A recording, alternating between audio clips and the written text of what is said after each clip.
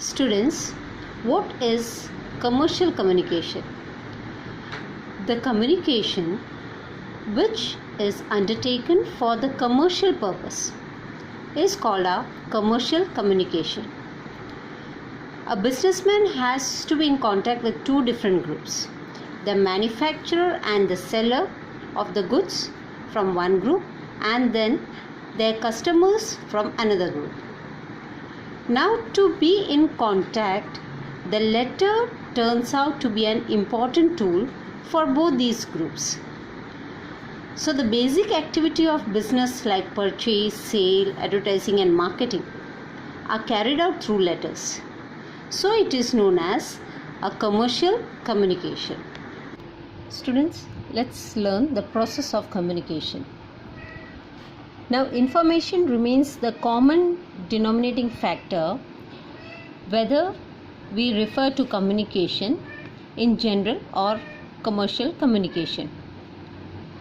Now, when we speak on the basis of the business area or in the formal concept, then those agencies who are involved in sending the message is also considered as an important part.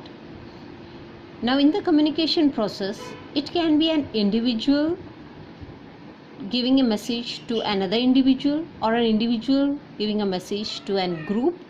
Similarly, a group can also convey information to an individual, or a group can also convey information or message to another group. Now, whatever tools are involved in it or whatever mediums we take it, these are all included in that communication. So, we have certain stages in it. So, first is our speaker or the sender, or we call it as a transmitter.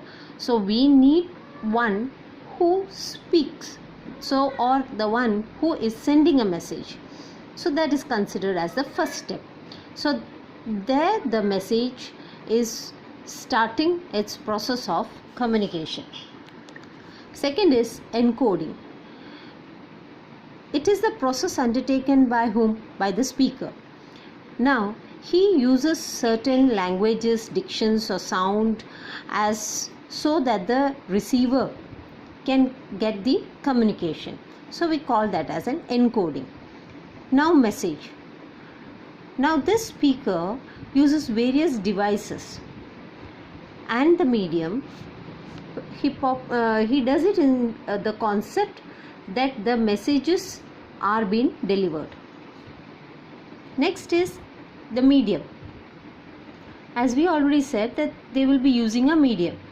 Now, the device like language or the picture or sound or the letters what we use to send the message, these are all your medium.